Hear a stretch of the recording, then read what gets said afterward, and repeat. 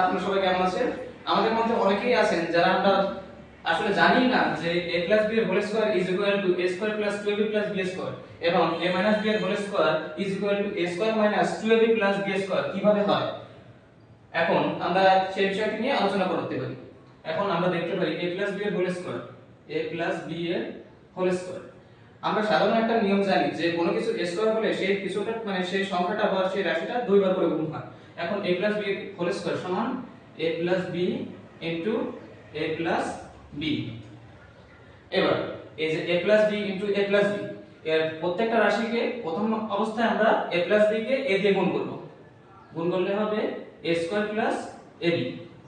এবার এই প্রথম রাশিটিকে আবার b দিয়ে গুণ করব। গুণ করলে হবে ab প্লাস b স্কয়ার।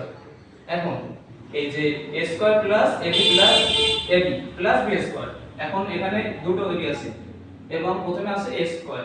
এখন a স্কয়ারটি বসিয়ে দিলাম, একটা b একটা ab, এখন হলো 2ab প্লাস b স্কয়ার।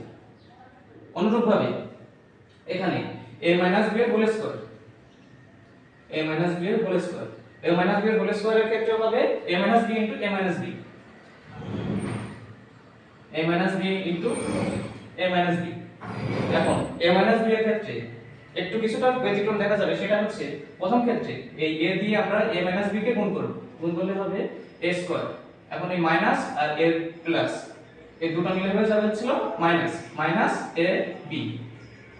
আবার এই মাইনাস b কে দিয়ে a মাইনাস b কে আমরা গুণ করব। গুণ করলে হবে প্রথম ক্ষেত্রে a মাইনাস b আর a মিলে মাইনাস ab। এই মাইনাস b আর a মাইনাস b দুটো মাইনাস গুণ করলে আমরা জানি সেই ক্ষেত্রে হয়ে যায় প্লাস। এখন plus b square b into b b square. এখন এখানে আছে হচ্ছে a স্কয়ার, a একটা মাইনাস ab a একটা মাইনাস ab, এখন হয়ে যাচ্ছে 2ab minus 2ab plus b square. এখন আমরা যে ইতিমধ্যে আমরা দেখতেই পাচ্ছি যে a plus b এর whole square is equal to a plus b into a plus b। এটা করলে আমরা পাচ্ছি a square plus 2ab plus b square. এখন তো আমরা বুঝতেই পারছি যে এটা কোনো মুখস্থ কোনো বিষয় না, এটা একটা গাণিতিক প্রমাণ মাত্র। অনুরূপভাবে আমরা a মাইনাস b এর হোল স্কয়ারের ক্ষেত্রে দেখতে পাচ্ছি যে a square minus 2ab plus b square.